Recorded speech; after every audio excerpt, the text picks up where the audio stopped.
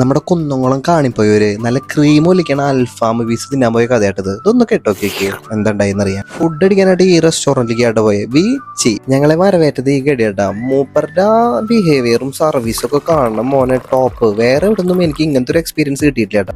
പിന്നെ ഞങ്ങൾ ലേറ്റ് ആയിട്ട് വന്ന കാരണം മന്തിയുടെ റൈസ് കഴിഞ്ഞു പോയിട്ടാ. അപ്പൊ ഞങ്ങൾക്ക് വേണ്ടി പ്രത്യേകം ഇട്ടു. ആ ഗ്യാപ്പ് ഇടവേളകൾ ആനന്ദകരമാക്കുന്നതായിട്ട് ഇവര് പബ്ജി കളിച്ചിട്ട് ഞങ്ങൾക്ക് വേണ്ടി ഒരു നേരത്തെ ഭക്ഷണം മേടിച്ചെന്നത് ഈ വാലുള്ള 2 ചേട്ടന്മാരാട്ടാ.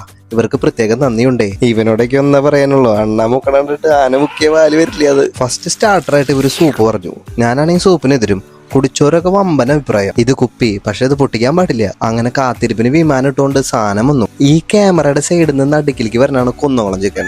എന്തുട്ടായിരുന്നു ഡെക്കറേഷൻ, കാണാൻ തന്നെ അഴകായിരുന്നു കേട്ടോ. കാണാൻ മാത്രല്ല കഴിക്കാനും മോശമൊന്നും ഉണ്ടായിരുന്നില്ല. ഇതാണ് നമ്മുടെ അടുത്ത സാധനം. ഈ വെള്ള കുബൂസിന്റെ ഉള്ളിൽ മൂടി വെച്ച് കൊടുന്നേക്കാണ് നമ്മുടെ ക്രീമി അൽഫാൻ ചിക്കനെ. പിന്നെ നമുക്ക് വേണ്ടി ഉണ്ടാക്കിയ സ്പെഷ്യൽ അങ്കമ്മയുടെ റൈസും വന്നു. പിന്നെ ഞാൻ ചിക്കി മതി നോക്കി തുടങ്ങിയിട്ട് ഉള്ളിൽ ക്രീം ഉണ്ടോ നോക്കാൻ. അപ്പൊ അതിന്റെ ഉള്ളിൽ വലുതായിട്ട് ക്രീമൊന്നും കാണാൻ പറ്റില്ല. പിന്നെ നമ്മൾ ക്രീമിൽ മുക്കി അടിച്ചു.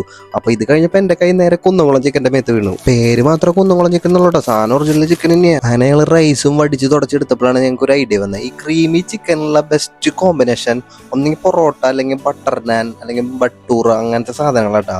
റൈസ് അത്രയ്ക്ക് അങ്ങോട്ട് കോമ്പിനേഷൻ ഇല്ല കേട്ടോ. അപ്പൊ നിങ്ങളതൊന്ന് ശ്രദ്ധിച്ചോളണേ. പിന്നെ അവസാനമായിട്ട് ഈ ചേട്ടൻ കട്ട് പറഞ്ഞു. അപ്പൊ നമ്മൾ പോട്ടെ, ബൈ.